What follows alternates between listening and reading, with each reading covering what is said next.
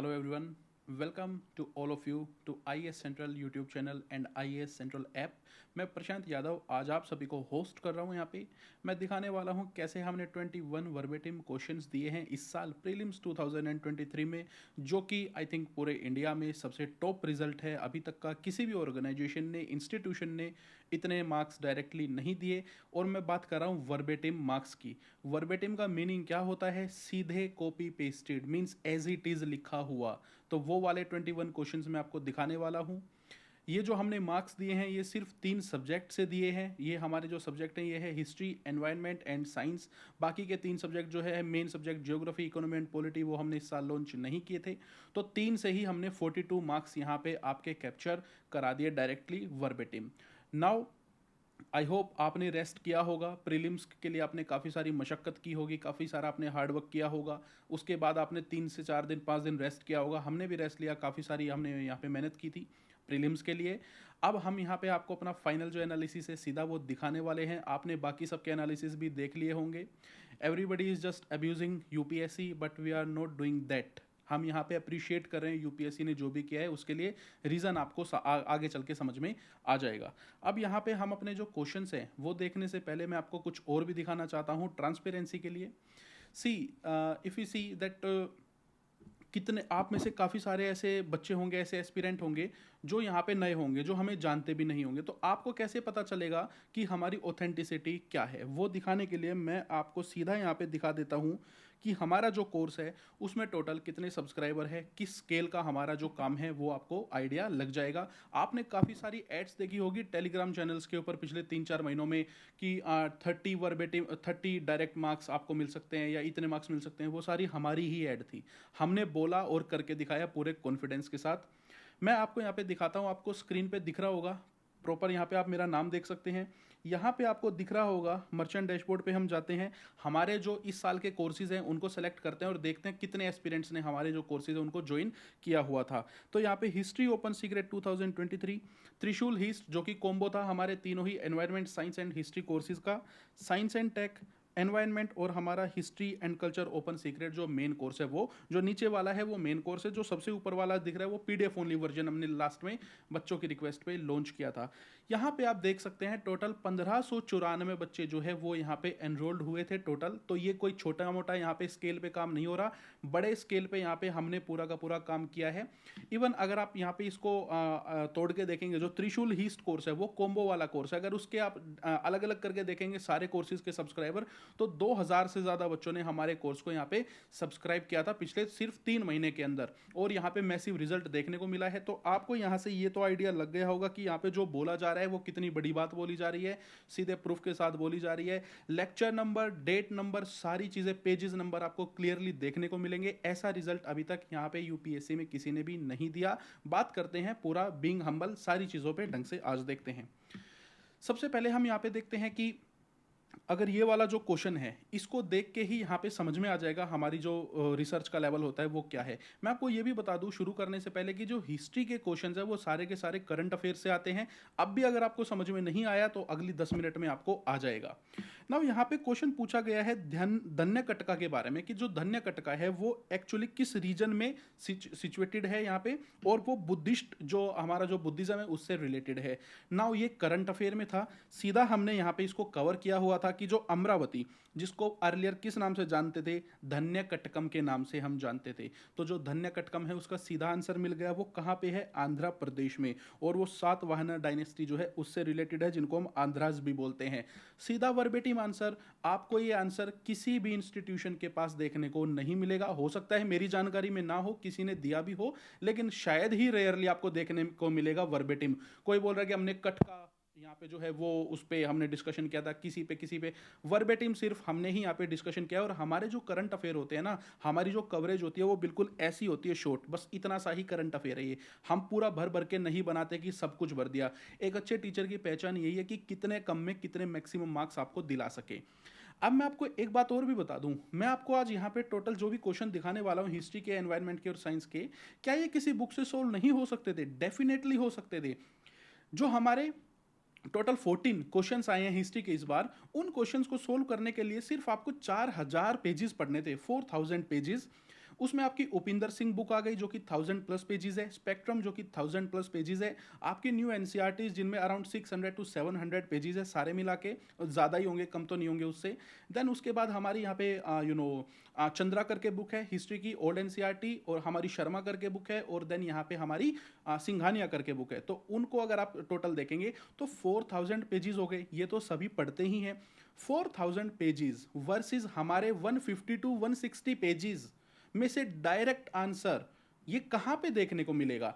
दूसरी चीज़ आपको ये कहाँ पे देखने को मिलेगी कि हमारे जो कोर्स की जो टोटल ड्यूरेशन है, अगर वीडियो में देखें पीडीएफ्स को, तो हमारे पीडीएफ को 8 घंटे में आप इजीली पढ़ सकते हैं सारे को, लेकिन अगर हम वीडियो ड्यूरेशन भी देखें, क्योंकि इसमें एक्सप्लेनेशन ज़्यादा होती है, तो वो भी हमारी 18 घंटे के आसपास की है टोटल ड्यूरेशन, उससे भी कम की है 18 घंटे वर्सेस बाकी के सारे कोर्सेज जो 200-300 घंटे तक यहाँ पे पढ़ाए जाते हैं, वहाँ से भी इतने क्वेश्चन नहीं आए, इसके आधे भी क्वेश्चन नहीं आए, आप जाके अच्छे से चेक कर सकते हैं। ये यहाँ पे विन है। दूसरी बात, अगर प्राइस पे जाएं, लेंथ मैंने आपको बता दी औरों की और वर्सेस हमारी, मैंने आपको बता दिया मार्क्स के बारे में। प्राइस के बारे में अगर देखें तो हमारा जो कोर्स का प्राइस था वो कितना था लास्ट के टाइम पे, ऑफर्स में तो बच्चों ने इसको 1000 रुपए में, 900 रुपए में भी लिया है, लेकिन इसका जो ओरिजिनल प्राइस था वो था 1400 to 1700 के बीच में, ऑफर पे वेरी करता था, मींस 1500 एक पकड़ के चलते हैं। बाकी के जो सारे इंस्टीट्यूट्स हैं उनके यहाँ पे कोर्सेज के प्राइस क्या है, 15,000 से 20,000 रुपए सिर्फ हिस्ट्री के लिए। वो 300 घंटे के मॉड्यूल हिस्ट्री के पढ़ाते हैं और फिर भी वहां से वर्बेटिम आंसर देखने को नहीं मिले, क्योंकि जो अप्रोच है वो पूरी तरीके से गलत है। बात करते हैं ये वाला जो हमारा आंसर आया है, ये लेक्चर नंबर 4 पेज नंबर 15 और 3/3/2023 को हमने इसको पढ़ाया था, तो आप इजीली समझ सकते हैं कि पेपर से काफी पहले ही हमने ये पढ़ा दिया था, 3-4 महीने पहले। बात करते हैं एंशिएंट इंडियन हिस्ट्री से रिलेटेड, हमारे बुद्धिज्म से रिलेटेड ही अगला क्वेश्चन है। स्तूपा के बारे में क्वेश्चन पूछा गया है, तो यहाँ पे 3 स्टेटमेंट दी गई है, आपको बताना है कौन सी सही है कौन सी गलत है। हमने सीधा यहाँ पे बताया था प्रॉपरली कि जो यहाँ पे स्तूपा होते हैं वो कोमेमोरेटिव होते हैं। कोमेमोरेटिव का मतलब क्या होता है, ये यादगार के लिए जो स्तूपाज होते हैं और वो इंस्क्रिप्शन जो होते हैं वो यहाँ पे यादगार के लिए बनाए जाते हैं। प्रॉपरली हमने यहाँ पे बताया हुआ था, कोमेमोरेटिव इंस्क्रिप्शंस भी लगे हैं और कोमेमोरेटिव जो है स्तूपा भी यहाँ पे होते हैं, जैसे निगली सागर के बारे में जिसको एनलार्ज कराया था बुद्धा ने, और सॉरी अशोका ने, और जिसके अंदर यहाँ पे रिलिक्स रखी गई थी बुद्धा की। अगेन हमने यहाँ पे ये भी बताया था इस वाले करंट अफेयर में, जो कि है हमारा lecture number 12 page number 2, dated है 24/2023। डेट आप पढ़ लेना, मैं आपको यहाँ पे सिर्फ सीधा बता देता हूँ कहाँ से क्या आया। यहाँ पे भी हमने बताया था कि बुद्धा की जो रिलिक्स है वो रखी जाती है, और ये इजी क्वेश्चन है, ऑलमोस्ट सभी को, ये सभी ने इसको सोल्व भी किया होगा। लेकिन यहाँ पे टफ इसमें ये था कि the concept of stupa is a Buddhist in origin. क्या यहाँ पे स्तूपा सिर्फ बुद्धिस्ट पीरियड के आसपास में शुरू हुए थे या बुद्धिज्म से रिलेटेड शुरुआत हुई थी? नहीं। स्तूपा क्या होता है, बेसिकली एक माउंड होता है, एक माउंड जिसके अंदर यहाँ पे किसी की जो हो सकते जो पास अवे हुआ है उसकी बॉडी रखी गई हो, उससे रिलेटेड उसके जो भी आर्टिफैक्ट्स होते हैं जो वो यूज करता होगा, जो उसकी फेवरेट चीजें रही होंगी, जो काम उसने किए होंगे, वो यहाँ पे उसके अंदर रख दिए जाते हैं। बेसिकली जो उसका बैरियल होता है या फिर जहाँ पे उसको बंद किया गया है उसके ऊपर वो बना दिया जाता है। हमने सीधा कई बार ये बताया था, पहले तो ये एक कॉमन सेंस का भी एक आंसर होता है कि यहाँ पे बुद्धिज्म जो है वो अराउंड 500 BC के आसपास में आया था, और हमारी सिविलाइजेशन उससे 3-4 हज़ार साल पहले से तो प्रॉपर वे में चल ही रही थी हड़प्पा सभ्यता के टाइम पे, तो ऐसा हो नहीं सकता। सीधा हमने बताया भी था कि कितने सारे माउंट्स मिले हैं, माउंट्स की जो लेयर है उनके अंदर काफ़ी सारी सिमेट्री मिली है, और सिमेट्री के अंदर यहाँ पे वुडन कोफिन मिले हैं इवन राखीगढ़ी साइट पे, और उसके अंदर पोर्ट्स हैं, अदर आर्टिफैक्ट्स हैं, मीन्स जो रेलिक्स जो होती हैं वो सारी यहाँ पे रखी गई है। तो हमारा यहाँ पे ये वाली स्टेटमेंट तो टोटली गलत हो गई, दोनों के आंसर बाकी हमने यहाँ पे दे दिए verbatim answer, copy pasted. Now बात करते हैं इस वाले क्वेश्चन के ऊपर। टफ क्वेश्चन था, सभी के बारे में जान पाना इतना ज़्यादा इजी नहीं है, लेकिन अगर किसी को इनमें से एक के बारे में भी पता हो, कोरकाई, पोमपुहर और या फिर मुछरी या फिर जिसको मुजिरिस भी बोलते हैं, तो वो यहाँ पे इजीली इसको सोल्व कर लेता। ना यहाँ पे देखते हैं, सबसे पहले है पोर्ट्स के ये इसका जो आंसर है वो है पोर्ट्स। तो क्या हमने इसके बारे में डिस्कशन किया था? डेफिनेटली किया था। हमारे लेक्चर नंबर 4 में पेज नंबर 3 पे हमने सीधा बताया था, देखिए हमारे जो होते हैं ना वो सीधे सीधे होते हैं, सीधी बात होती है, इतना सारा कवरेज नहीं होती कि भर दिया पूरा का पूरा पेज एक के बारे में। सीधा एक वन लाइनर्स के अंदर हमारा था कि कोरकाई जो है वो यहाँ पे एक एंशिएंट पोर्ट सिटी हुआ करती थी, ना कि कैपिटल सिटी। पोर्ट हुआ करता था बेसिकली पांड्या किंग्स के अंडर। तो यहाँ पे अब जो एक है वही सब है। क्वेश्चन ही इस तरीके का है कि ये तीनों इनमें से इन चारों में से कुछ एक है, तो यहाँ पे आंसर तो आपका निकल के आ गया। पुहर हमने सीधा डिस्कशन इसके ऊपर किया था लेक्चर नंबर 5 में। अगले ही लेक्चर में आप देखेंगे लेक्चर नंबर 4 में, लेक्चर नंबर 5 में, लेक्चर नंबर 6 में लगातार हमने डिस्कशन किए हैं इसके ऊपर। हमने बताया था कि जो पुहर है, जिसको पुमपुहर भी बोलते हैं, वो यहाँ पे एक सीपोर्ट हुआ करता था। फिर हमने यहाँ पे बात की मुजरिस के बारे में या मुछिरी के बारे में। यहाँ पे एग्जामिनर्स थोड़ा बहुत बदल देते हैं वर्ड्स को। मैंने आपको हर लेक्चर में ये बताया था कि वर्ड्स को थोड़ा सा ध्यान से देखना, यहाँ पे एग्जामिनर वर्ड्स के साथ खेल करेंगे। जैसे धन्य कटका उन्होंने लिखा, लेकिन वो है धन्य कटकम, तो उस चीज़ से आपको समझ के चलना होगा। तो यहाँ पे मुजिरिस या जो मुछिरी है वो भी हमने बताया था प्रॉपर कि वो एक पोर्ट यहाँ पे हुआ करता था। तो तीनों वर्बेटिम सीधे के सीधे हमारे लेक्चर में दिए गए हैं लगातार। देन बात करते हैं अगले क्वेश्चन के बारे में। एक टफ क्वेश्चन है, इजी क्वेश्चन बिल्कुल भी नहीं है। अब इनमें से एक दो डायनेस्टी के बारे में आप जान पाएंगे, ये तो ठीक है, पॉसिबल है, लेकिन कोई एलिमिनेशन टेक्निक तो यहाँ पे काम नहीं करती ना। यहाँ पे आपसे सीधा पूछा गया है कि या तो कोई एक ठीक है, दो ठीक है, या तीन ठीक है, या फिर कोई भी ठीक नहीं है। मीन्स चारों तो ठीक नहीं है, ये नहीं दिया गया। इट मीन्स कोई एक तो इनमें गलत हो सकता है, तीनों भी गलत हो सकते हैं, या तीन में से तीनों के तीनों ठीक हो सकते हैं, या एक दो भी ठीक हो सकते हैं। सीधा बताया गया था कम से कम भी तो 10 बार, मिनिमम 10 बार हमने अपने टोटल 16-17 लेक्चर्स के अंदर, सिर्फ 16-17 लेक्चर थे। बाकी के लोग कितने लेक्चर बनाते हैं? 500 लेक्चर, 800 लेक्चर, 300 लेक्चर। हमारे सिर्फ 16 लेक्चर थे, सिर्फ 17 लेक्चर थे और 17 पीडीएफ थे टोटली यहाँ पे, ठीक है। तो उसके अंदर हमने कम से कम 10 बार बताया था काकतीय डायनेस्टी, यादवा डायनेस्टी और होयसालास के बारे में कि ये कौन से पीरियड से बिलोंग करते हैं। तो उनमें से एक एक स्क्रीनशॉट मैंने ले लिए हैं, बाकी के नहीं लिए, बाकी इतने सारे एक यहाँ पे नहीं दिखा सकते। हमारा लेक्चर लास्ट वाला जो आया था, कंपाइलेशन आया था, क्रिस्प कंपाइलेशन था काफ़ी सारी चीज़ों का। वो पेपर से हमने 7-8 दिन पहले दिया था कि इसको आप पढ़िए, रिवाइज कीजिए, इसी में से सब कुछ मैक्सिमम आने के चांसेस हैं। काफ़ी सारे इसमें से आपके डायरेक्ट आएंगे। काकतीय डायनेस्टी के बारे में यहाँ पे भी बताया, इससे पहले भी हमने बताया था कि ये 11th to 12th सेंचुरी से बिलोंग करती है। क्वेश्चन क्या पूछ रहा है कि इनमें से कौन सी ऐसी डायनेस्टी है जो 8th century AD, early 8th century. Means early का मतलब क्या होता है? अगर अर्ली 8th सेंचुरी का मतलब है 700 टू अप्रोक्स 730। मिडल सेंचुरी का मतलब क्या होता है? अप्रोक्स 740 टू 760 या 770 हम कह सकते हैं। और लेटर कौन सी होती है? 770 से लेके और हमारी जो 799। तो इस तरीके से होता है। अर्ली मिडिवल यहाँ पे, सॉरी अर्ली 7th सेंचुरी यहाँ पे पूछा गया है, 8th सेंचुरी पूछा गया है, सॉरी। तो ये वाला टाइम पीरियड तो इसमें तो बिलोंग नहीं करती ये वाली डायनेस्टी, तो 11th से 12th सेंचुरी का पीरियड था। काकतीय तो इसका रॉन्ग आंसर है, काकतीय तो नहीं हो सकती। अगला हमने दिया गया है यहाँ पे टाइमलाइन, इसीलिए बताई थी, प्रॉपर बोला था टाइमलाइन पे क्वेश्चन आएंगे, याद रखना। सिर्फ 16 लेक्चर के अंदर सारे के सारे आंसर आपको देखने को मिल रहे हैं मैक्सिमम। होयसाला एम्पायर के बारे में बताया था, इसका टाइम पीरियड कब से कब तक था? तो यहाँ पे है 11,026 सीई से लेके 13,043 सीई तक। तो यहाँ पे होयसालास भी उस टाइम पीरियड में नहीं आता। यादवा डायनेस्टी के बारे में हमने बताया था लेक्चर नंबर 13 में। क्या बताया था कि जो यादवा डायनेस्टी है वो 12th सेंचुरी में जो भिलम्मा वन होते हैं वो अपने आप को चालुक्य से इंडिपेंडेंट घोषित कर देते हैं और यादवा डायनेस्टी की शुरुआत हो जाती है। कब? 12th सेंचुरी में। तो यहाँ पे यादवा जो है वो भी इसका गलत ऑप्शन हो गया। अब एक बचा गहदा वाला। अब इसके बारे में सबको कंफ्यूजन थी, ये तो किसी को आता ही नहीं था, सुना भी नहीं था। मैक्सिमम लोगों ने इसका नाम नहीं सुना था, कुछ लोगों ने सुना होगा। अब कोई यूट्यूब पे आएगा, कमेंट करके जाएगा कि हमने तो सुना था गादा वाला का नाम। होंगे भाई आप कोई स्पेशल, ठीक है, मान लिया 100 में से 5 हो सकते हैं, तो कोई इशू नहीं है। लेकिन मैक्सिमम बच्चों ने, मैक्सिमम टीचर्स ने भी इसका नाम नहीं सुना था इतना ज़्यादा, गादा वाला डायनेस्टी के बारे में। सीधा हमने कवर किया हुआ है कि जो गादा वाला डायनेस्टी है वो बिलोंग करती है यहाँ पे हमारी लेट 11th सेंचुरी और अर्ली 12th सेंचुरी के पीरियड से। तो ये भी इसका करेक्ट आंसर, इसमें ये भी नहीं है, ये भी 7th सेंचुरी से बिलोंग नहीं करती, अर्ली 8th सेंचुरी से बिलोंग नहीं करती। तो none is the answer. Verbatim answer, copy pasted answer कहीं पे देखने को मिले तो बताना। सिर्फ 16 लेक्चर्स और 16 पीडीएफ्स के अंदर, जो कि सिर्फ आपकी वीडियो ड्यूरेशन भी देखोगे तो 17-18 घंटे के, उससे ज़्यादा की नहीं है। हाँ, आप इनको सोल्व कर सकते हैं, 4000 पेजेस पढ़ के आप इनको सोल्व कर सकते हैं। देन यहाँ पे बात करते हैं ये वाला क्वेश्चन है, एक टफ क्वेश्चन था। इसमें से भजा के बारे में थोड़े बहुत लोगों को पता भी होगा, लेकिन यहाँ पे जो सीतन वसल है उसके बारे में 50% लोगों को मैं कह सकता हूँ नहीं पता होगा। 50 को पता होगा जो इंटेलिजेंट है, या फिर जो कह लीजिए जिन्होंने सब कुछ पढ़ा हुआ है, जो प्रो एस्पिरेंट है, ठीक है, जिन्होंने हिस्ट्री ऑप्शनल की भी तैयारी की है। अब यहाँ पे ये वाला पॉइंट हमारे पीडीएफ में नहीं था, बाकी के जो 2 पॉइंट है वो हमारे पीडीएफ में सीधे सीधे थे। जो भजा है वो सीधा हमने दिया था यहाँ पे हमारे लेक्चर नंबर 2 में 21/2/2023 को फैब में ही पढ़ा दिया था कि जो भजा है जो बुद्धिज्म से रिलेटेड है वो हमने यहाँ पे बता ही दिया था, जो कि यहाँ पे बुद्धिस्ट केव श्राइन लिखा भी गया है। फिर हमने सीतन वसल के बारे में पढ़ाया था। पेपर से हमने एक दिन पहले एक छोटा सा 2-3 पेज का डॉक्यूमेंट दिया था सभी बच्चों को कि इसमें से क्वेश्चन आएंगे वर्बेटिम सीधे सीधे, और उसमें सिर्फ हमने कुछ वन लाइनर्स दिए थे और बोला था कि बस इनको एक बार देख लेना। सीधा वहां से आया है यहाँ पे लेक्चर, हमारा जो शॉर्ट बूस्टर के नाम से हमने दिया था, लास्ट में 2-3 पेजेस के आसपास में था।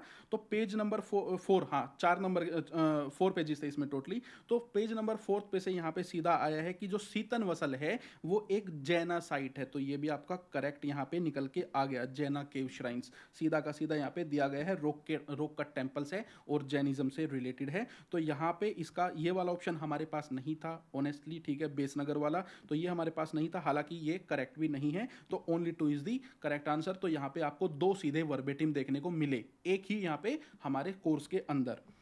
देन बात करते हैं यहाँ पे इस क्वेश्चन के बारे में, वेरी वेरी टफ क्वेश्चन, शायद ही किसी ने सोल्व किया होगा। इसके बारे में बात करते हैं यहाँ पे। तो who among the following rulers of medieval Gujarat, यहाँ पे जिन्होंने दीव जो है उसको यहाँ पे सरेंडर कर दिया था पोर्तुगीज को।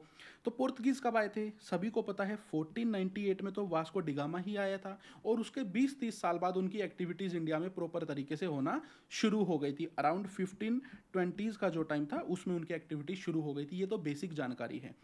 सीधी सी बात यहाँ पे बताई गई है कि जो अहमद शाह थे उनका जो रूल गुजरात सल्तनत के जो उनका जो पीरियड था, टाइम पीरियड, वो था यहाँ पे 1411 टू 1442, मीन्स वास्को डिगामा या पोर्तुगीज के आने से 60-70 साल पहले का। तो ये तो हो नहीं सकता। महमूद बेगदा का जो टाइम पीरियड है वो था 15th सेंचुरी, या फिर कह सकते हैं उनका जो लार्जली रूल का पीरियड रहा वो 90% हमारा 15th सेंचुरी में रहा, और थोड़ा सा लास्ट का 7-8-10 साल का हमारा 1510 तक अप्रोक्स मान के चलते हैं वहाँ तक रहा। तो वो भी यहाँ पे क्लियरली इसका आंसर नहीं है, क्योंकि पोर्तुगीज़ का काम तो बाद में शुरू हुआ है। तो महमूद बेगदा जो है वो भी इसका रॉन्ग आंसर यहाँ पे निकल के आता है, वो ऑप्शन नहीं हो सकता। फिर उसके बाद मोहम्मद शाह का यहाँ पे मैं डालना भूल गया, सॉरी दोस्तों, स्क्रीनशॉट। तो मोहम्मद शाह के बारे में भी प्रॉपर बताया था, उनका टाइम पीरियड क्या है, तो वो भी अराउंड मिड 15th सेंचुरी का ही टाइम पीरियड था। तो वो यहाँ पे उसका आंसर नहीं हो सकता। तो एक ही आंसर निकल के आता है, Bahadur Shah. Clear cut answer, verbatim answer सीधा देखने को मिलता है। तीनों के बारे में हमने पढ़ाया था कि इनका टाइम पीरियड क्या है, एक के बारे में नहीं पढ़ाया था, वही बचा यहाँ पे ऑप्शन आपके आगे। नाउ बात करते हैं अगले क्वेश्चन पे। By which one of the following act, यहाँ पे जो गवर्नर जनरल ऑफ बंगाल है वो गवर्नर जनरल ऑफ इंडिया बनते हैं। तो क्वेश्चन क्या पूछ रहा है, क्वेश्चन के अंदर ही आंसर भी छुपा हुआ है, कहीं ना कहीं सीधा पूछा गया है कि यहाँ पे गवर्नर जनरल ऑफ बंगाल से गवर्नर जनरल ऑफ जो इंडिया है वो कब बने। तो जब इंडिया का पूरा ऑक्यूपेशन हुआ या लार्जर एरियाज का ऑक्यूपेशन हुआ तभी बनेंगे, ऑब्वियस सी बात है।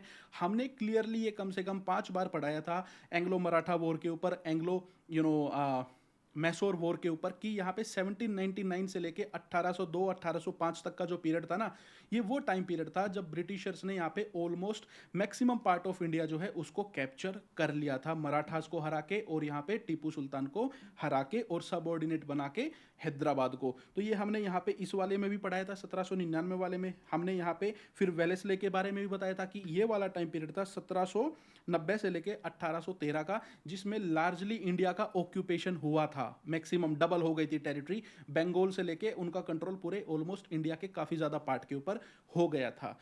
अब यहाँ पे 1813 के चार्टर एक्ट के बारे में भी हमने बात की थी कि ये यहाँ पे क्राउन की जो सॉवर्निटी है उसके ऊपर बात करता है कि कैसे अब ब्रिटिश ईस्ट इंडिया कंपनी को हटाया जाएगा, वो भी हमने बताया था। हमने ये भी बताया था 1793 was about Bengal, Orissa and Bihar and not about India. ये भी हमने क्लियरली बताया था कि जो 1793 में एक्ट वगैरह आए थे वो सारे उस बारे में थे।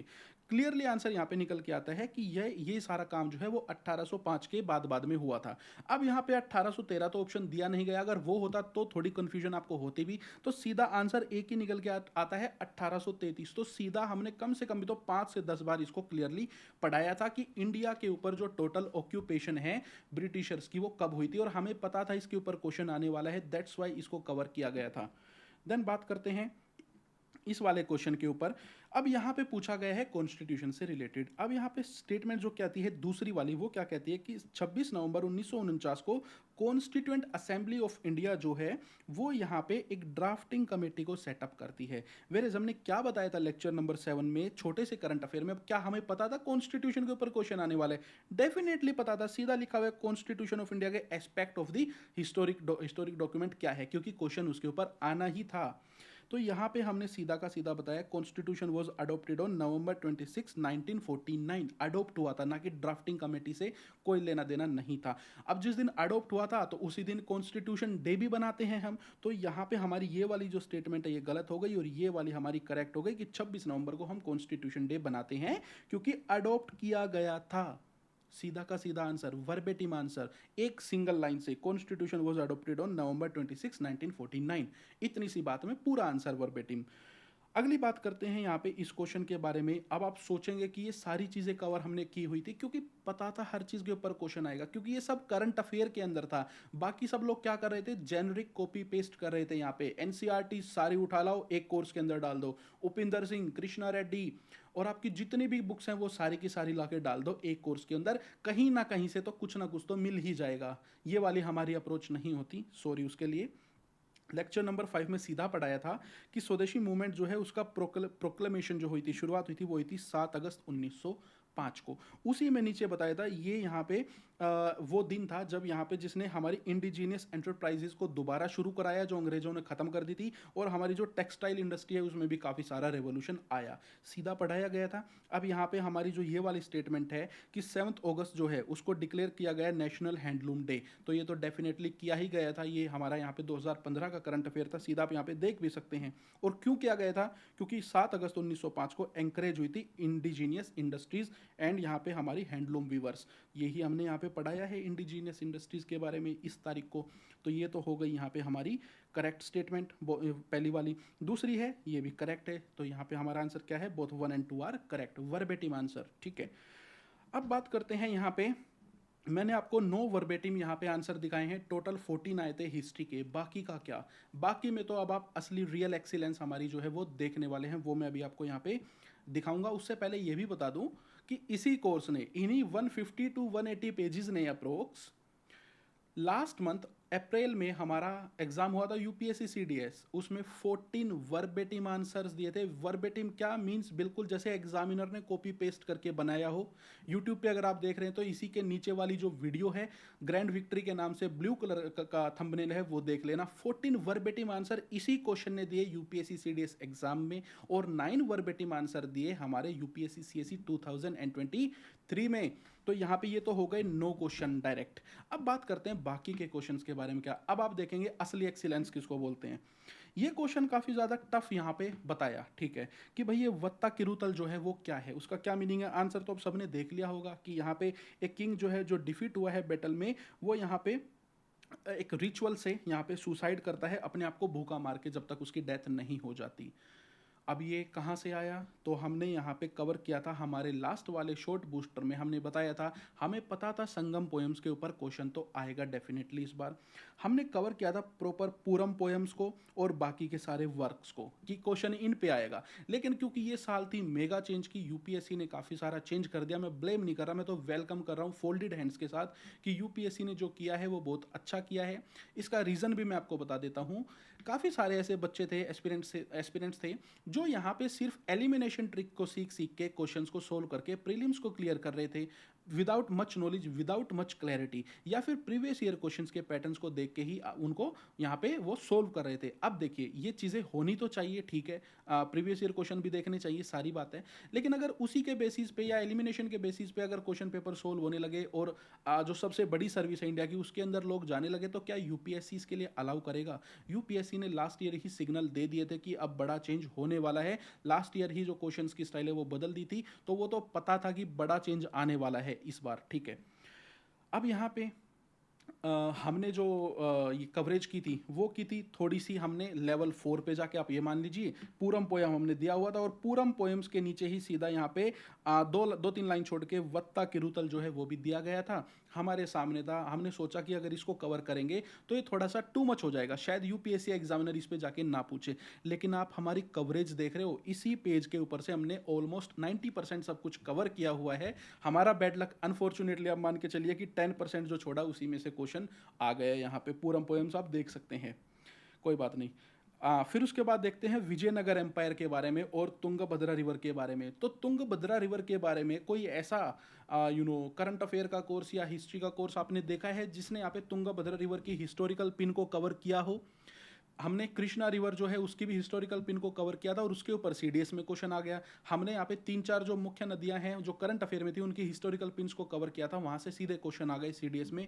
अब सीएसई में क्या हुआ, यहाँ पे ये हमारा तुंगभद्रा रिवर की हिस्टोरिकल पिन हमने कवर की हुई थी, प्रॉपर बताया था। विजयनगर एम्पायर का जो एंगल है वो भी बताया था, विजयनगर एम्पायर, तुंगभद्रा रिवर आप देख सकते हैं बार बार। विरूपक्षा जो ऑप्शन यहाँ पे दिया गया है, विरूपक्षा और उनके ऊपर जो टेम्पल है वो भी बताया गया था। अगेन यहाँ पे कृष्ण देवराया और तुंगभद्रा का एंगल भी बताया गया था। लेकिन अगेन फिर यूपीएससी थोड़ा सा डेप्थ में चला गया, अंदर चला गया थोड़ा सा, और जाके क्वेश्चन पूछ लिया देवराय वन के ऊपर और तुंगभद्रा रिवर के ऊपर। कोई बात नहीं, वेलकम है ये चेंज। अगली बार हम अगला जो हमारा जो क्वेश्चन है उस पर बात करते हैं। तो आर्कियोलॉजिकल एक्सकवेशन के ऊपर क्वेश्चन आना तो इस बार डेफिनेटली था, क्वेश्चन तो आना ही आना था। एएसआई को हमने अच्छे से 2-3 बार कवर किया था, उनमें से एक स्क्रीनशॉट दिखाता हूँ। यहाँ पे Asiatic Society to Archaeological Survey of India कैसे बनी और उसकी इंपॉर्टेंट पर्सनैलिटी कौन है, उसके ऊपर क्वेश्चन आया है ये। अब देखिए, अगर हम पर्सनैलिटीज़ को इंपॉर्टेंस के वे में 3 लेवल पे बांटे कि सबसे इंपॉर्टेंट, उनसे थोड़े लेस इंपॉर्टेंट, और फिर बिल्कुल ही मींस ऐसे जो टोटली ओब्लिवियस हो, जिनके बारे में कोई नहीं जानता हो। अब यहाँ पे क्या हुआ, हमने जो टॉप पर्सनैलिटीज़ उनको कवर किया था, विलियम जोन्स को उनके काम के बारे में, जेम्स प्रिंसप और उनके काम, जोनाथन डंकन और उनके काम, अलेक्जेंडर कनिंगम और उनके काम, और जॉन मार्शल और उनके काम। अब ये आया क्यों क्वेश्चन, क्योंकि यहाँ पे जो AMASR एक्ट है हमारा 1958 का, वो न्यूज़ में था, और ये इंटेलिजेंस सिर्फ हमारे पास ही थी, हमने ही इसको कवर किया था। और कहीं कवर हुआ हो तो प्लीज़ बताना मेरे को, ठीक है। अब यहाँ पे यूपीएससी ने क्या किया, ऐसी पर्सनैलिटी पे क्वेश्चन पूछ लिया जो बिल्कुल ही लीस्ट नोन है, जिनके बारे में कोई नहीं जानता। तो कोई बात नहीं, ठीक है, इस बार ये क्वेश्चन हमारा छूट गया थोड़ा सा, बिल्कुल ये क्वेश्चन ऐसे था और हमारी मिसाइल यहाँ से ऐसे निकल गई, कोई बात नहीं। अब बात हम यहाँ पे करते हैं, थोड़ा सा मैं आपको दोबारा बता दूं, यहाँ पे कुछ आगे बोलते हैं कि जो जेलस होते हैं, जो कॉम्पिटिटिव ऑर्गेनाइजेशंस होती हैं, ये सब उनके जो एजेंट्स होते हैं वो आके कमेंट में लिख के जाएंगे, आप देखना पढ़ना कि ये क्वेश्चन तो वहाँ से सोल्व हो जाता, वहाँ से हो जाता। अरे भाई डेफिनेटली हो जाता, हम कोई भगवान नहीं है, हम तो जस्ट यहाँ पे जिस चीज़ पे क्वेश्चन आने वाला है ना उसको कंपाइल करके आपको दे रहे हैं एक जगह पे। ये हमारी एक्सीलेंस है, हमने बुक्स थोड़ी लिखी हैं, हम तो सीधा कह रहे हैं कि हाँ 4000 पेजेस को पढ़ के आपको ये सारे क्वेश्चन आ जाते हैं। लेकिन आप 4000 पेजेस में आप इवन एक सिर्फ उपिंदर सिंह बुक को टोटली याद कर सकते हैं क्या? कभी 10 साल लग जाएगी पूरी तरीके से याद करने में। तो 4000 पेजेस वर्सेस 150 टू 180 पेजेस में बहुत ज़्यादा फर्क होता है। और इसी 150 टू 180 पेजेस ने 23 क्वेश्चन दिए हैं वर्बेटिम। 14 क्वेश्चन सीडीएस में अप्रैल में 16 या 18 अप्रैल को पेपर हुआ था, और सीएसई में हमारे 9 क्वेश्चंस, टोटल 34 क्वेश्चंस आए थे। इन 2 एग्जाम में मिला के 23 का आंसर हमने दिया है, ठीक है। नॉट इजी, किसी ने भी नहीं दिया पूरे इंडिया में, कोई आसपास में भी नहीं है। अगर इसका आधा भी दिया हो ना तो प्लीज़ कमेंट बॉक्स में नीचे लिख के बताना। बात करते हैं अब हमारे environment and science and tech course के बारे में। अब यहाँ पे देखते हैं एनवायरनमेंट और साइंस एंड टेक के बारे में अगर हम देखते हैं तो ये वाला क्वेश्चन आया था, क्या ये वर्बेटिम था? सीधा पूछा गया था यहाँ पे ग्रीन हाइड्रोजन के बारे में कि ग्रीन हाइड्रोजन एक्सपेक्टेड है इन कुछ इंडस्ट्रीज को रेवोल्यूशनाइज करने के लिए। कौन सी इंडस्ट्रीज? 3 ऑप्शन दिए हैं, पूछा गया ऑप्शन वही है, एलिमिनेशन हो नहीं सकता। आपको तीनों के बारे में पता होगा तो ही आप आंसर को यहाँ पे सोल्व कर पाएंगे। तो यहाँ पे fertiliser plants, oil refineries and steel plants. अब आपको क्या इनके बारे में पता है? सीधा हमारा लास्ट कंपाइलेशन जो हमने दिया था एक क्रिस्प कंपाइलेशन था, हमने बताया था कि इसको पढ़ लेना। किसी के भी करंट अफेयर्स पढ़ने की ज़रूरत नहीं है, कोई पीटी पढ़ने की ज़रूरत नहीं है, कहीं से कुछ नहीं आने वाला। हमने बोला था, जाके हमारी नोटिफिकेशन पढ़ लीजिए हमारी ऐप के ऊपर। जो बच्चे हैं ना, ये 1500 से 2000, वो सब जानते हैं इसके बारे में, उन सब ने खूब पढ़ी हमारी ये नोटिफिकेशंस। हमने सीधा कॉन्फिडेंटली खुल के बोला था कि किसी से कोई क्वेश्चन नहीं आने वाला, सारे जो क्वेश्चन है वो मैक्सिमम जो आएंगे वो यहीं से आएंगे, कुछ पढ़ने की रिक्वायरमेंट नहीं है। स्पेशली लास्ट के 10 दिन में सिर्फ जो हम क्रिस्प कंपाइलेशन दे रहे हैं उन्हीं को पढ़ना, वहीं से हमारे आंसर आएंगे। लेकिन हाँ, ये भी ट्रुथ है कि यहाँ पे हमारा जो ये कोर्सेज थे एनवायरनमेंट के और साइंस के, ये थोड़े से लेट ही स्टार्ट हुए। ये हमारे प्लान में भी नहीं थे। हम तो प्राइमरीली हिस्ट्री पढ़ाते हैं और हिस्ट्री के सॉल्यूशंस क्रिएट करते हैं। तो लेकिन बच्चों ने जब एनालिसिस देखा, जब रिसर्च की क्वालिटी देखी, कंटेंट की क्वालिटी देखी, तो उन्होंने यहाँ पे काफ़ी ज़्यादा रिक्वेस्ट की, बहुत ज़्यादा प्रेशर किया। हमें 20 दिन लगे उस प्रेशर को उस पर फिर थोड़ा गौर करने के लिए कि हाँ, कुछ और कोर्सेज भी लॉन्च करने चाहिए। अब बच्चे तो सारे के सारे कराने की कोशिश में थे, लेकिन उतनी हमारी कैपेसिटी नहीं थी, तो हमने सिर्फ एनवायरनमेंट और साइंस को ही यहाँ पे शुरू किया था। अब वो शुरू हुए बिल्कुल लेट ही, मींस पेपर से करीब 1.5-2 महीने पहले, तो ऑफ कोर्स वो एंड भी लेट ही हुए। तो वो पेपर से करीब करीब 4-5 दिन पहले जाके फिर वो एंड हुए हैं। उनका जो लास्ट का कंपाइलेशन है वो मैं बता रहा हूँ, बाकी तो बहुत पहले आ गया था, वो भी आप यहाँ पे देखेंगे। अब हमारा जो लास्ट का कंपाइलेशन है उसमें हमने सीधा बोला था कि यहाँ पे जो ग्रीन हाइड्रोजन है वो किस चीज़ के लिए मेन एप्लीकेशन है। यहाँ पे सीधा बता दिया गया है, प्रोडक्शन ऑफ अमोनिया, जो कि एक फर्टिलाइजर है, की फर्टिलाइजर है। It means correct answer fertiliser plant. और भी बताऊंगा अभी, देखिए स्टील इंडस्ट्री में, मीन्स यहाँ पे स्टील प्लांट्स में यहाँ पे ये करने वाला वर्बेटिम है, सीधा एक लाइन से तीनों लिखे गए हैं वर्ड लगातार तीनों लाइन से। और हमारी ऑयल रिफाइनरीज, जो रिफाइनरीज होती है, तो करेक्ट है तीनों के तीनों ऑप्शन। अगेन फिर बताया गया था लेक्चर नंबर 5 जो आया था पेपर से करीब ऑलमोस्ट 28 दिन पहले, साइंस एंड टेक का, उसमें बताया था ग्रीनीफाई स्टील मेकिंग। तो जो स्टील के जो प्लांट है बड़े बड़े, उनमें यहाँ पे ग्रीन हाइड्रोजन कैसे अपना रोल अदा करेगी, सीधा बताया गया था। फिर हमारा यहाँ पे यही लास्ट कंपाइलेशन के लेक्चर नंबर लास्ट लेक्चर का जो हमारा पेज नंबर 3 है, उस पर बताया गया था a shift to green ammonia.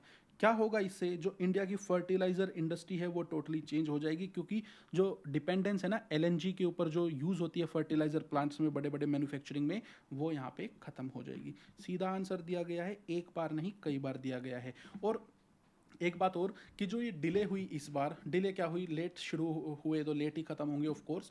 इस बार हमारे जो कोर्सेज है वो हमने यहाँ पे लॉन्च करने का प्लान कर लिया है। एक हफ्ते के अंदर सारे सब्जेक्ट्स हमारे लॉन्च होने वाले हैं। हमारा geography, economy, polity, environment, science and tech और हिस्ट्री एंड कल्चर, ये 6 हमारे कोर सब्जेक्ट है, ये शुरू हो रहे हैं प्रीलिम्स और मेंस के लिए। साथ में जनरल करंट अफेयर करके एक और अलग से मॉड्यूल होगा, वो बहुत ज़्यादा हेल्प करेगा आपके बाकी के सारे क्वेश्चंस को सोल्व करने में। तो 7 मॉड्यूल लॉन्च हो रहे हैं, 7 को आप सेपरेटली भी ले सकते हैं और आप उनका जो कॉम्बो है वो भी यहाँ पे ले सकते हैं। तो वो आपके लिए अवेलेबल होंगे, अभी शुरू हो रहे हैं। पूरी 365 दिन इस बार मेहनत करने वाले हैं और सीधे वर्बेटिम क्वेश्चन आएंगे।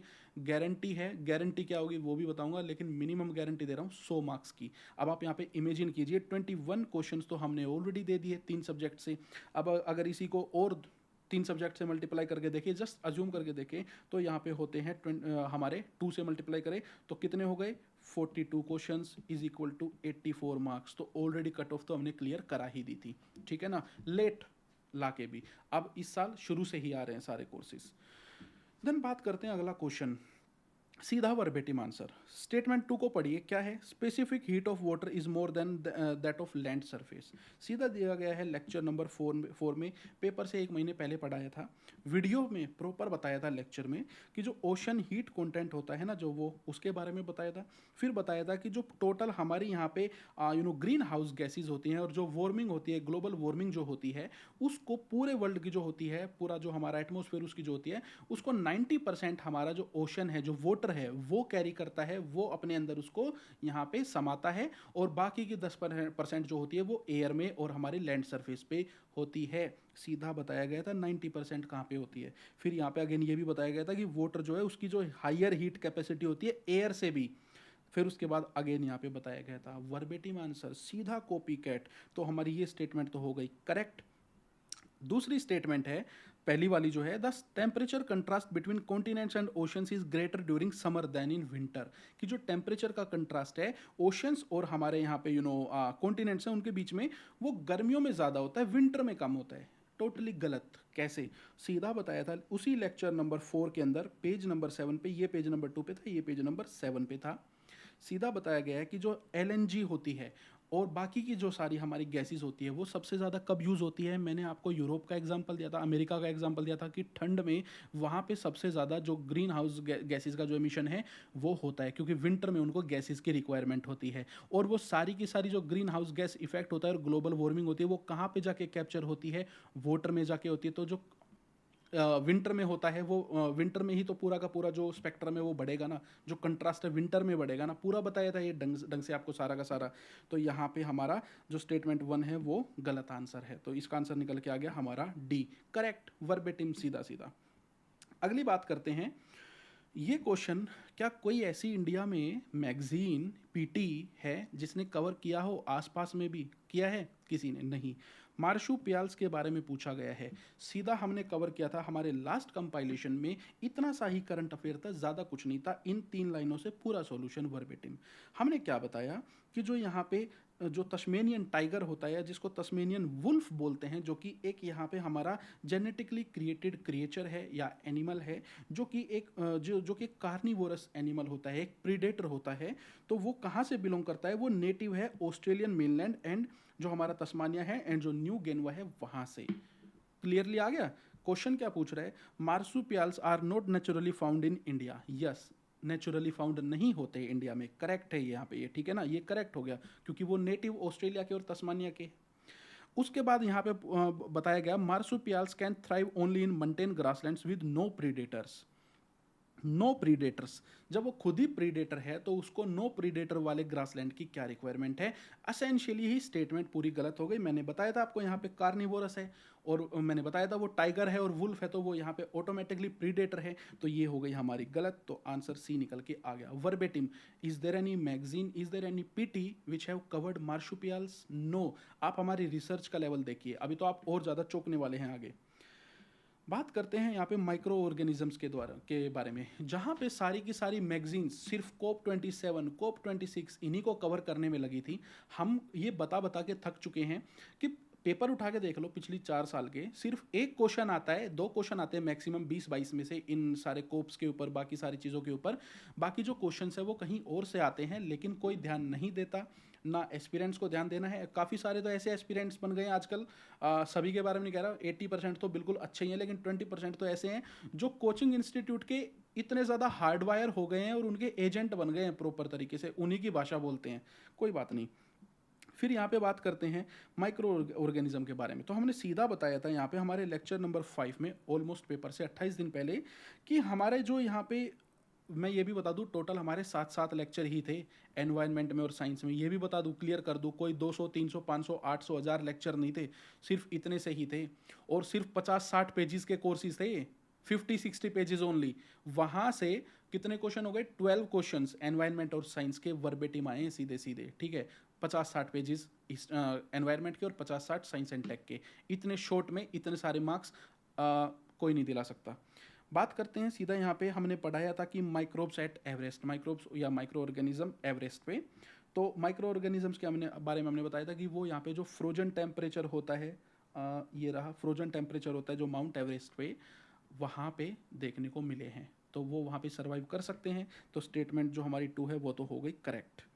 देन उसके बाद हमने बताया था जो माइक्रोब्स होते हैं वो र्यूमेन के अंदर, यहाँ पे जो स्टमक का पार्ट होता है कुछ एनिमल्स में, उसके अंदर यहाँ पे पैदा होते हैं और वहाँ पे वो पनपते हैं, जहाँ पे propionic acid, acetic and butyric acid जो है वो प्रेजेंट होता है। तो यहाँ पे हमारी स्टेटमेंट 2 भी यहाँ पे असेंशियली जो 3 है वो भी करेक्ट होके आती है।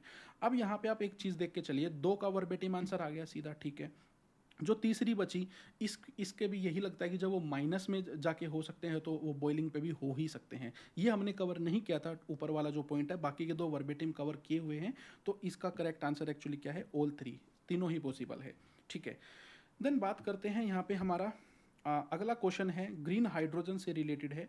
इसमें पूछा गया है it can be use directly as a fuel for internal combustion. तो सीधा बताया गया है कि यस, यहाँ पे ये हाईली कंबस्टेबल है और ये सीधा का सीधा यूज़ होता है हमारी गाड़ियों के अंदर। सारा अभी बता दूंगा, यहाँ पे पूरा ग्रीन हाइड्रोजन को अच्छे से कवर किया था और सारी चीज़ें बताई गई थी ढंग से। This is achieved in a proton exchange membrane. Fuel cell के बारे में पूरा बताया था। फिर यहाँ पे बताया था कि रिफ्यूलिंग जो होती है हाइड्रोजन की, जिससे पता चलता है कि यस वो गाड़ी में सीधा डाला जा सकता है, रिफ्यूलिंग होती है और वो कंबस्टिबल भी है। तो हमारी जो स्टेटमेंट 1 है वो पूरी करेक्ट हो गई। स्टेटमेंट 2 यहाँ पे पूछती है कि किसी नेचुरल गैस के साथ उसको ब्लेंड करके हीट और पावर जनरेशन हो सकती है क्या। तो सीधा हमने बताया गया था, मेरे को भी ढूंढना पड़ रहा है एक्चुअली, थोड़ा सा देखना पड़ रहा है कहाँ पे, हाँ ये रहा। हाइड्रोजन जो गैस है वो रिएक्ट करती है ऑक्सीजन के साथ to produce electricity and water vapour. Natural gas के साथ होता है, सीधा बताया गया है, पावर जनरेशन के लिए, इलेक्ट्रिसिटी के लिए। अगला है it can be used in the hydrogen fuel cell to run vehicles. तो डायरेक्टली ये हमने पूरा का पूरा कई बार बताया था फ्यूल सेल वाला, तो यहाँ पे फ्यूल सेल वाला ये बता रखा। देन उसके बाद हमारा कई जगह पे एक्चुअली बताया हुआ है, तो ये रहा फ्यूल सेल वाला। तो फ्यूल सेल वाला भी पूरा क्लियरली बताया था। तो वर्बेटिम आंसर, सारी की सारी स्टेटमेंट कॉपी पेस्ट। अगले क्वेश्चन पे चलते हैं। टफ क्वेश्चन है, किसी ने सपनों में भी नहीं सोचा था, किसी पीटी वाले ने या किसी ने, कि यहाँ पे इसके ऊपर क्वेश्चन आएगा। हमने कवर किया हुआ है लेकिन ढंग से। इसका आंसर है बी। अब सोचते हैं इसका आंसर कैसे निकलता है। फिशिंग कैट जो है उसके बारे में हमने सीधा बताया था कि वो एक स्मॉल साइज वाइल्ड कैट है। बिल्ली जो होती है ना, बिल्ली प्रॉपर बिल्ली है। क्वेश्चन क्या पूछ रहा है कि यहाँ पे अपने जो स्टिक होती है, डंडी जो होती है, उसको पकड़ के स्क्रैप करते हैं पेड़ों को, वुड को, और वहाँ से उनमें से जो इंसेक्ट्स हैं उनको निकालते हैं। अब जो बिल्ली होती है, क्या वो एक स्टिक को पकड़ सकती है, और वो भी एक छोटे साइज़ की। तो यहाँ पे फिशिंग कैट हमने कवर की थी, बताया था, तो वो तो नहीं कर सकती। ओटर के बारे में हमने बताया था कि एक सेमी एक्वेटिक कार्निवोरस मैमल है, ये छोटा सा होता है। पिक्चर भी दिखाई थी, इसके कोई हाथ नहीं होते, 4 पैर होते हैं। तो वो यहाँ पे कैसे एक स्टिक को होल्ड कर सकता है। ये तो 2 हो गए जो हमने कवर किए थे डायरेक्टली। ये भी आंसर नहीं है, ये भी आंसर नहीं है, और किसी पीटी में ये कवर्ड नहीं है, मैं आपको ये भी बता दूं। और इस तरीके से तो बिल्कुल भी नहीं है। देन बात करते हैं स्लोथ बियर के बारे में। जो बियर होता है भालू, क्या वो यहाँ पे एक डंडी को पकड़ सकता है हाथ से? नहीं पकड़ सकता, कॉमन सेंस है। तो यहाँ पे एक ही आंसर निकल के आता है। वर्बेटिम आंसर 2 के आपको यहाँ पे देखने को मिले। बात करते हैं फिर यहाँ पे कार्बन मार्केट्स के बारे में। कार्बन मार्केट जो कि एक इकोनॉमी का भी टॉपिक है और एनवायरनमेंट का भी हमारा टॉपिक है। कार्बन मार्केट के बारे में सीधा आंसर निकल के आता है पहली ही लाइन से। क्या है? Carbon markets allow the trade off carbon credits with the overall objectives of bringing down emissions. क्या होता है ट्रेड ऑफ कार्बन क्रेडिट्स? मतलब कि आदान प्रदान हो सकता है, ट्रांसफर हो सकता है। यूनिट ऐसी जो स्ट्रगल कर रही है यहाँ पे अटेन करने में स्टैंडर्ड्स को, प्रेस्क्राइब्ड वाले को, वो यहाँ पे बाय कर सकती है इन कार्बन क्रेडिट्स को। सीधा बताया गया है एमिशंस को डाउन करने के लिए। तो पहली स्टेटमेंट तो ठीक हो गई कि हाँ क्लाइमेट चेंज में मैसिव चेंज लाने के लिए है। और दूसरी क्या है, ट्रांसफ़र के बारे में बात कर रही है। तो यहाँ पे हमारा सीधा verbatim answer, no book required and no PT have covered this. Then बात करते हैं हमारे यहाँ पे अगले क्वेश्चन के बारे में, जो कि है मशरूम्स के बारे में। तो हमने इसके बारे में सीधा कवर किया था। पूछा गया है मशरूम जो है उनमें मेडिसिनल प्रॉपर्टी होती है क्या? उनके अंदर यहाँ पे साइको एक्टिव प्रॉपर्टी, मतलब ऐसी प्रॉपर्टीज होती है कि जो दिमाग को प्रभावित कर दे सीधा, ऐसी प्रॉपर्टी होती है क्या इन मशरूम्स में और फंगाई में? सब मशरूम जो है उनमें इंसेक्टिसाइडल प्रॉपर्टी होती है क्या, जो इंसेक्ट्स को खत्म कर दे? और कुछ मशरूम क्या बायोल्यूमिनिसेंट होती है, मीन्स वो ग्लो करती है। तो आपने काफ़ी सारे वॉलपेपर्स वगैरह देखे होंगे फ़ोन में, कंप्यूटर्स में, जिसमें मशरूम दिखती है जो ग्लो करती है। कोई बात नहीं, आंसर दिखाते हैं। हमारा लेक्चर नंबर 6 है यहाँ पे, पेपर से करीब करीब 1 महीने पहले। नहीं, हमारा लास्ट वाला पीडीएफ, उसमें हमने बताया था कि जो सुपर मशरूम होती है उसके अंदर मेडिसिनल प्रॉपर्टीज़ होती है। सीधा क्लियरली बताया गया था मेडिसिनल प्रॉपर्टी होती है। यस, करेक्ट आंसर, फर्स्ट वाला करेक्ट है। दूसरे में हमने बताया था कि जो फंगाई होती है और जो मशरूम होती है वो एनोरेक्सिया की बीमारी देती है। एनोरेक्सिया के बारे में बताया था, वो क्या है, हमारा एक मेंटल डिसऑर्डर है, डिप्रेशन और एंग्जाइटी होती है, ट्रॉमा होता है। तो सेकंड भी करेक्ट आंसर है।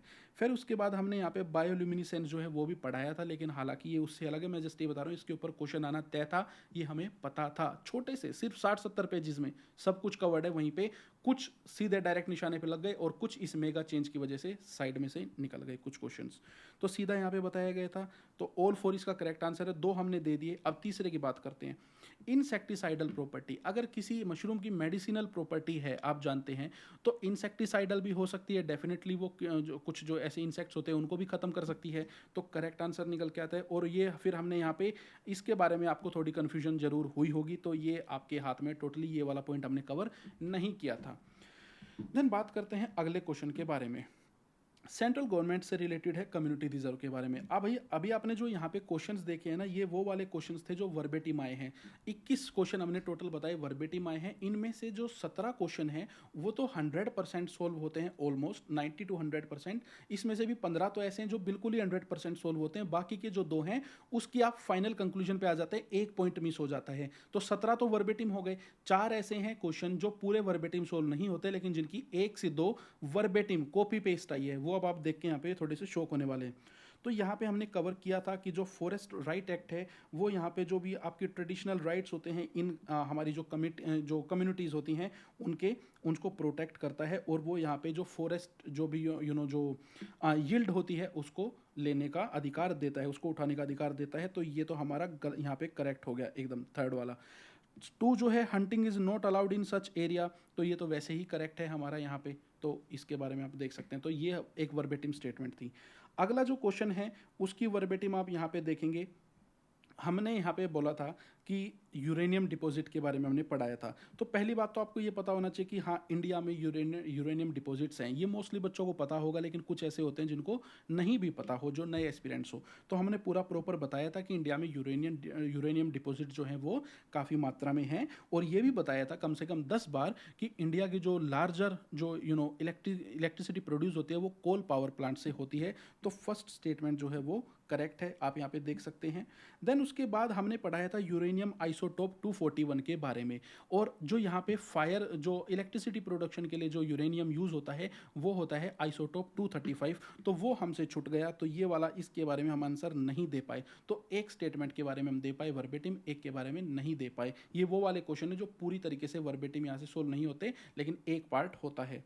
इतनी हेल्प भी बहुत बड़ी हेल्प होती है, बाकी तो इतनी भी नहीं कर पाए। Krishna river directly feeds Kolleru lake, हाँ बिल्कुल करती है। लास्ट कंपाइलेशन में बताया था कोलेरू रामसर वेटलैंड जो है फ्रेश वाटर लेक है, जो कृष्णा और गोदावरी रिवर के डेल्टा से फेडअप होता है और बनता है। करेक्ट वर्बेटिम, सीधा सीधा। उसके बाद हमने यहाँ पे बताया था coal based thermal power plant जो होते हैं वो यहाँ पे मरकरी पोल्यूशन करते हैं, बिल्कुल करते हैं, सीधा बताया था। Coal based fired power plants mercury का पोल्यूशन करते हैं। वर्बेटिम आंसर यहाँ पे, वर्बेटिम स्टेटमेंट पूरी की पूरी। तो ये तो आपने देखे टोटल 21 वर्बेटिम क्वेश्चन जो हमारे यहाँ से आए, जिसमें से 17 तो प्रॉपर ही है और 4 ऐसे हैं जिनकी एक एक टफेस्ट स्टेटमेंट यहाँ से आप सोल्व कर पा रहे हैं।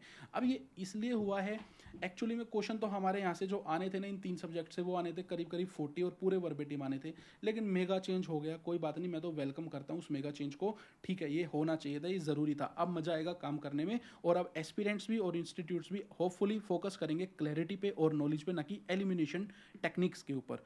देन बात करते हैं वो क्वेश्चंस जो अब आपको एक्सीलेंस दिखाएंगे।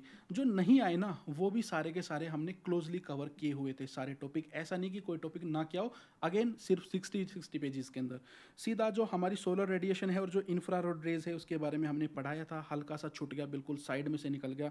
सीधा पर पढ़ाया था यहाँ पे इंफ्रारेड रेडिएशन के बारे में। ये जो क्वेश्चन है सोलर जियो इंजीनियरिंग से रिलेटेड है। इंफ्रारेड रेडिएशन आप देख सकते हैं बार बार यहाँ पे, तो इसके बारे में पढ़ाया था कंप्लीटली। यहाँ पे आप देख सकते हैं सोलर रेडिएशन के बारे में। तो यहाँ पे सोलर रेडिएशन के सारे एस्पेक्ट कवर किए थे। जो एक छूट गया उसी पे से क्वेश्चन आ गया। ये थोड़ा सा अनफॉर्चुनेटली चीज़ें हुई इस बार। Then the soil in tropical rain forest is rich in nutrient, और ये पूरा का पूरा हाई टेम्परेचर जो होता है ट्रॉपिकल रेन फॉरेस्ट में, उसके बारे में पूरा का पूरा पढ़ाया था। सोइल की जो रिच होती है निकल में, कोबाल्ट में और मैंगनीज में, वो सारा पढ़ाया था। जो हैवी मेटल्स होते हैं वो उसके बारे में पढ़ाया था। ग्रेटर वार्मिंग जो होती है यहाँ पे आपके ट्रॉपिकल लोकेशंस के, उसके बारे में बताया था। जिससे फिर यहाँ पे ये तो स्टेटमेंट बिल्कुल ही करेक्ट यहाँ से सोल्व हो जाती है हमारे यहाँ से कि हाँ हाई टेम्परेचर होता है, और हाई टेम्परेचर में मॉइस्चर जो होता है उसमें क्या होता है कि फर्मेंटेशन जो है वो ईजिली होती है, डीकम्पोज ईजिली होता है। लेकिन हम इसको क्लेम नहीं कर रहे, कोई डेस्पिरेशन नहीं है कि हम क्लेम कर ले कि हाँ इसको ऐसे कर लेते वैसे कर लेते, नहीं।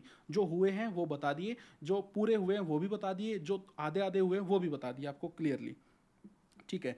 ये वाला क्वेश्चन है बिल्कुल ऐसे निकल गया बगल में से। कैसे? ऑस्ट्रेलिया, कनाडा, इजराइल, जापान के ऑप्शन दिए हैं और सैटेलाइट नेविगेशन सिस्टम के बारे में पूछा गया है। अब यहाँ पे हमने नाविक वाले टॉपिक में सीधा सा कवर किया था छोटे से करंट अफेयर में, अमेरिकन जीपीएस के बारे में, यूरोपियन गैलीलियो के बारे में, रशियन ग्लोनेस के बारे में, और जापान का भी वहीं पे लिखा हुआ था और वही छूट गया और वहीं से क्वेश्चन आ गया। Means totally unfortunate.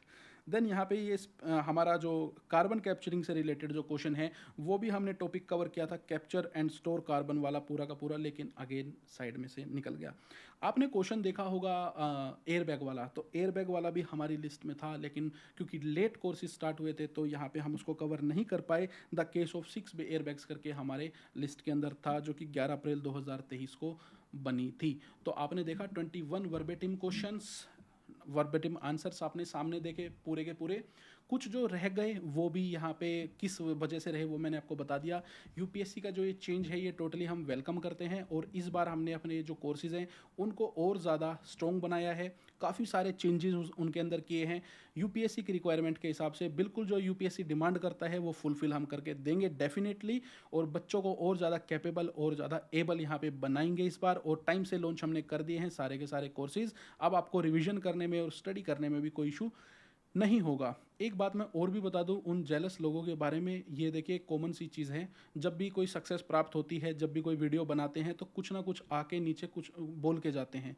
अगर किसी एक क्वेश्चन पे, जैसे मैंने सीडीएस की वीडियो बनाई थी तो 14 क्वेश्चन में से किसी एक क्वेश्चन पे मैंने एक, जैसे नयन्नर वाला क्वेश्चन था, नयन्नर सगुना निर्गुणा और वैष्णविज्म के बारे में पूछा गया था उसके अंदर, ठीक है। तो वहाँ पे मैंने ये बोला था कि ये चारों के चारों जो हैं वो सबको पता हो, ये थोड़ा सा टफ है। तो नीचे जाके एक इंसान क्या बोल रहा है कि सिर्फ कोर्स बेचने के लिए बोलते हो, सबको पता है इनके बारे में। अरे भाई, सबको सब हर चीज़ के बारे में नहीं पता होता। और मैं ये बोल रहा था कि ये सारी चारों चीज़ें हमने ऑलमोस्ट एक पेज पे ही कवर की हुई थी। तो प्लीज़ डोंट बी जेलस, आप यहाँ पे कंस्ट्रक्टिव काम कीजिए, मेहनत कीजिए। मेहनत लगती है सक्सेस को लाने के लिए, तो प्लीज़ वो लेके आइए, दूसरों को देख के जेलस फील ना होए, ये मेरी आप सभी से रिक्वेस्ट है। और बच्चों से, एस्पिरेंट से, सभी से मैं यहाँ पे आपको बता देता हूँ, आईएएस सेंट्रल ऐप आप डाउनलोड कर सकते हैं, लिंक आपको नीचे देखने को मिलेगा। सारे के सारे कोर्सेज आ रहे हैं।